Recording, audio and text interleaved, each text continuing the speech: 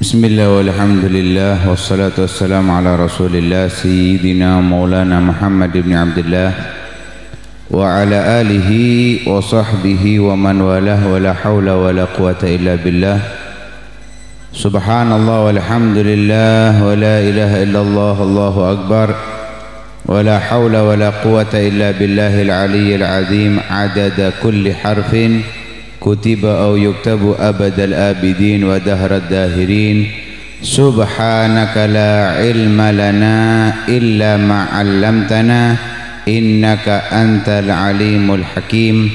Nawayna at-ta'alluma wat ta'lim wan naf'a wal intifa' wat tadhakura wat tadhkir wal ifadata wal istifadah wal hatha 'ala at-tamassuki bi kitabillahi wa sunnati rasulihi wa du'ai ilal huda wa dilalah alal khair ibtigha'a wajhillahi wa mardatihi wa qurbihi wa thawabihi subhanahu wa ta'ala. Sampai di pembahasan syurutul jum'ati al-khutbatan. Di sini beliau Al-Habib Ahmad bin Zain Al-Habsyi meringkas syaratnya Jumatan hanya 2 khutbah, padahal ada beberapa syarat yang lain, cuman beliau ringkas rukun khutbah syaratnya ini 2 khutbah saja. Dan ini sudah kita bahas di beberapa pertemuan sebelumnya. Wa arkanuhuma hamdulillahi ta'ala wassalatu ala nabi sallallahu alaihi wasallam wal wasiyatu bittaqwa wa qira'atu ayatin minal Qur'an fi ihdahuma wad du'a lil mu'minin fil akhirah. Kali ini kita akan membahas tentang rukun-rukunnya khutbah. Ini walaupun untuk yang laki, tapi perempuan kalau bisa juga nyimak ngajari anaknya. Nggih, sadurunge berangkat Jumatan anake disangoni ilmune. Cek pas Jumatan gak pelayon ngalor ngidun ngulon ngetan. Sampun tilem nggih. Rukun-rukunnya khutbah ada 5. Ini setiap khutbah, mau khutbah hari raya ataupun khutbah Jumat. Ini kita pembahasannya di dalam khutbah Jumat. Rukunnya khutbah, baik khutbah pertama ataupun khutbah kedua, yaitu yang pertama hamdulillahi, memuji Allah subhanahu wa ta'ala, dan kalimatnya harus mengandung kalimat hamdun dan kalimat lafdzul jalalah. Boleh pakai hamdan lillah, boleh pakai innal hamda lillah, boleh pakai alhamdulillah, boleh pakai lillahil hamdu, boleh, terserah. Yang penting mengandung kalimat hamdun dan menggunakan kalimat lillah. Ahmadullah misalkan, atau nahmadullah boleh. Pokok dari kalimat hamidah yahmadu hamdan dan kalimat lafdzul jalalah, lafaz Allah lafaz Allah. Gak boleh diganti dengan asyukrulillah misalkan, gak boleh. Harus kalimat alhamdu, gak boleh asyukrulillah. Begitu juga lafdzul jalalahnya diganti alhamdulillahirrahman misalkan, gak boleh. Harus kalimatnya kalimat alhamdulillah atau yang sejenisnya yang tadi kita sampaikan. Itu yang pertama, dan ini dibaca di khutbah pertama dan di khutbah kedua. Kemudian yang kedua yaitu wassalatu ala nabi sallallahu alaihi wasallam, bersolawat kepada Nabi sallallahu alaihi wasallam. Di dalam kitab Bahjatul Wasail karya Syekh Nawawi Al-Bantani, beliau mengatakan li'anna kulla ibadatin iftaqarat ila dzikrillahi ta'ala iftaqarat ila dzikri nabiyhi. Setiap ibadah yang membutuhkan zikir kepada Allah, maka ibadah tersebut pasti butuh kepada menyebut Nabi Muhammad sallallahu alaihi wasallam. Beliau contohkan di situ kal adzani was sholati, seperti azan dan sholat. Kita azan, setelah takbir Allahu Akbar, kemudian asyhadu an la ilaha illallah, pasti nyebut Nabi Muhammad, asyhadu anna Muhammadar Rasulullah. Sholat juga demikian. Kali pertama Allahu Akbar, baca doa iftitah, kemudian ta'awud, Fatihah, surat, ruku, i'tidal, sujud apa, duduk di antara dua sujud kedua, berdiri lagi, terakhir di tasyahud awal Allah assalamu alayka ayyuhan nabiyyu wa rahmatullahi wa barakatuh, assalamu alayna wa ala ibadillahi salihin, asyhadu an la ilaha illallah wa asyhadu anna muhammadar rasulullah, Allahumma sholli ala sayyidina. Di tasyahud awal sampai situ. Tasyahud akhir dilanjut wa ala ali sayyidina Muhammad sampai selesai. Gak lepas. Kalau sholat itu berhubungan dengan zikir kepada Allah, ibadah zikir kepada Allah, maka di situ harus ada zikir kepada Nabi Muhammad sallallahu alaihi wasallam. Karena itu di dalam khutbah, karena itu adalah zikir, maka setelahnya juga ada sholawat kepada Nabi sallallahu alaihi wasallam. Maka di situ harus sholawatnya menggunakan kalimat dari kata-kata sholah, sholla, yusolli, usolli dan seterusnya, sallallahu misalkan, atau Allahumma sholli, atau ya Rabbi sholli misalkan, atau as-sholatu ala sayyidina Muhammad boleh. Kemudian harus menggunakan kalimat Muhammad atau an-nabi atau ar-rasul atau Ahmad, nggak boleh alaihi, Allahumma sholli alaihi, Allahumma sholli wa sallim alaihi wa ala alihi, nggak boleh.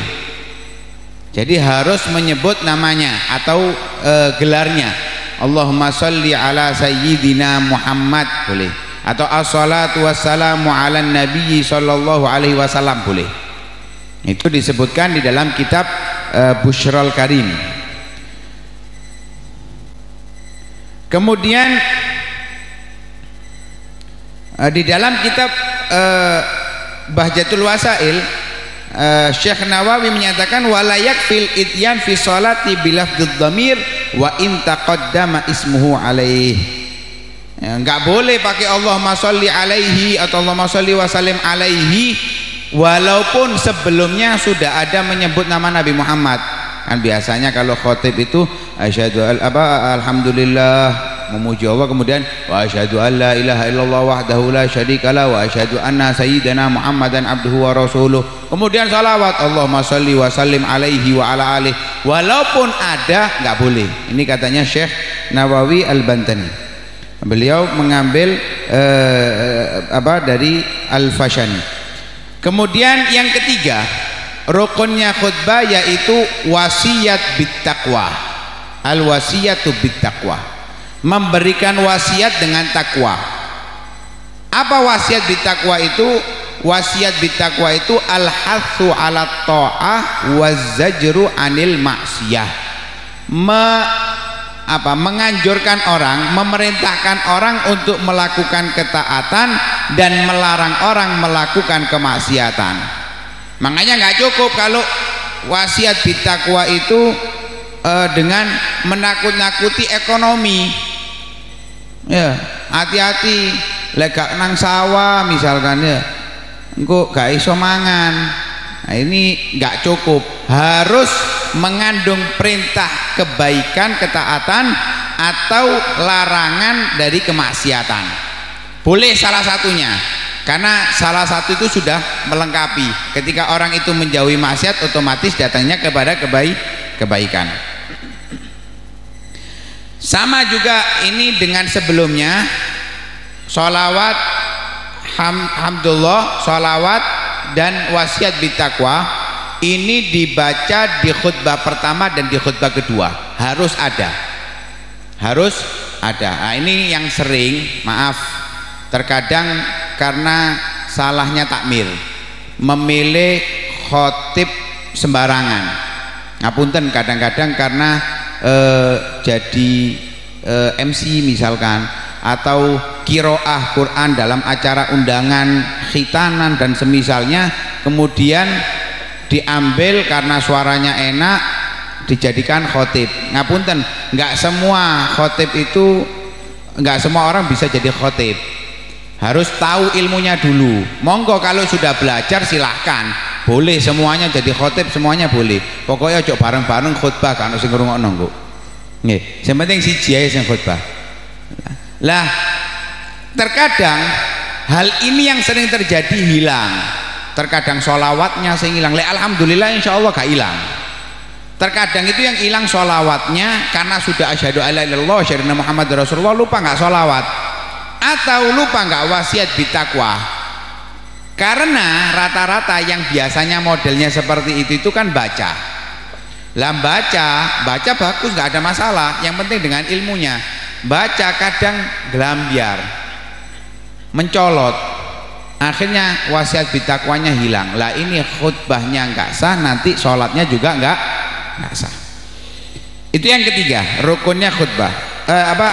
Rukunnya khutbah. Yang keempat, wa qira'atu ayatin minal Qur'an fi ihdahuma, membaca satu ayat dari Al-Qur'an di salah satu dua khutbah.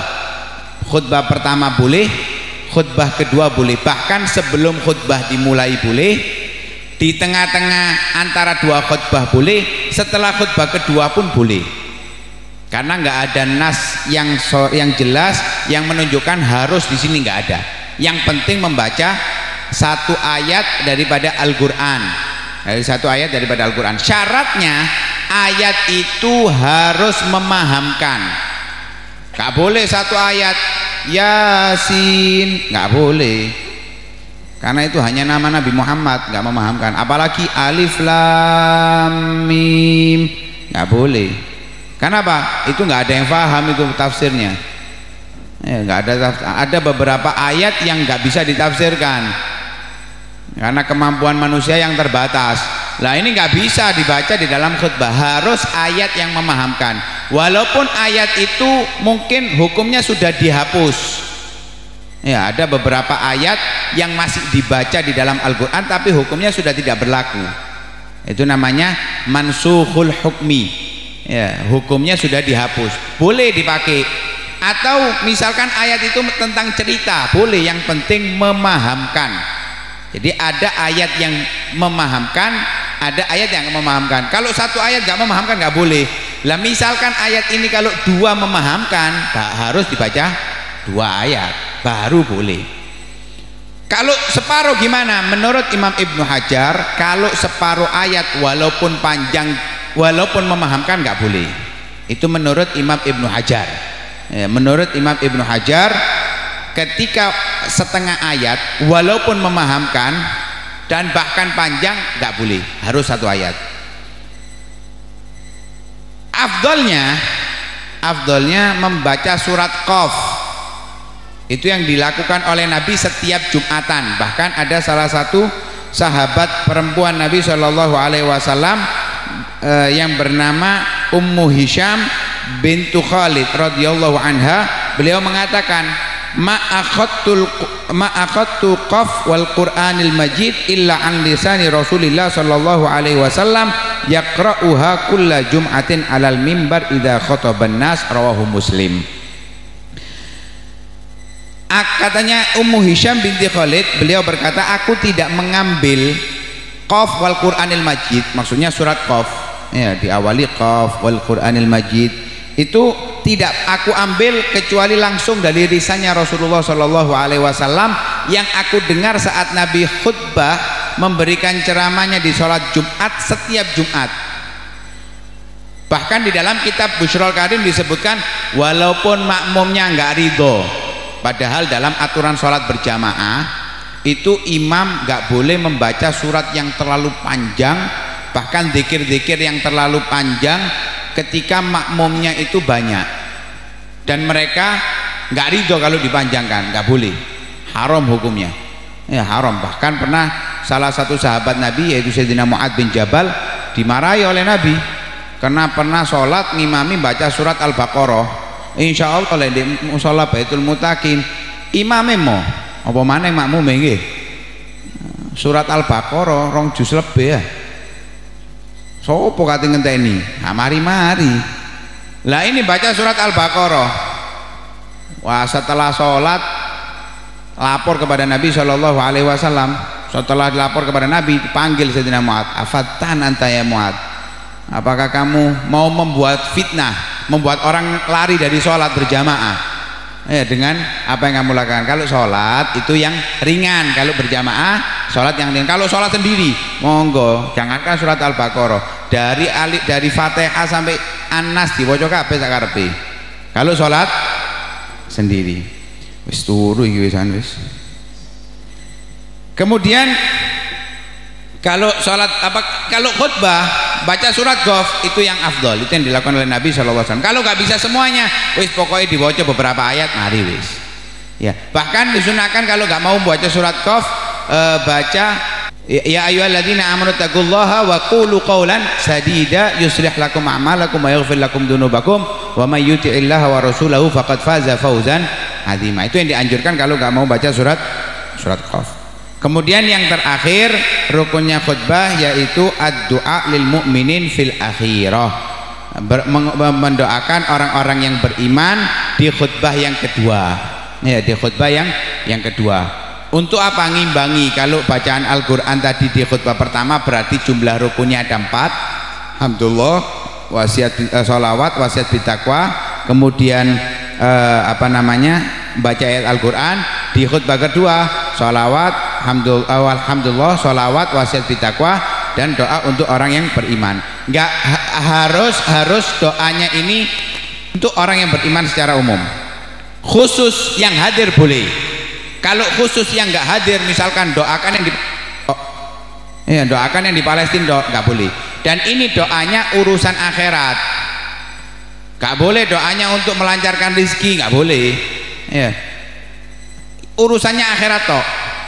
Misalkan ya Allah ampuni dosa kami, ya Allah maghfir lil mu'minin wal mu'minat wal muslimin wal muslimat, boleh, ya boleh, seperti itu boleh. Ini daripada rukun-rukunnya khutbah. Karena itu kita yang hadir Jumatan coba jangan tidur. Kadang-kadang pas Jumatan turu, padahal khutbah itu adalah ilmu. Khutbah itu ada di dalamnya ilmu, perlu kita dengarkan, apa yang bisa kita ambil untuk kita amalkan. Perhatikan rukun-rukun ini. Kadang kita nggak perhatian, wis pokoknya melok Jumatan, nggak sah karo wis sapa jare, ya pasrah bongkoan nang takmir yo nang khotibah. Itu perhatikan karena itu penting. Nah, rukun-rukun itu harus didengarkan, diperdengarkan kepada 40 orang.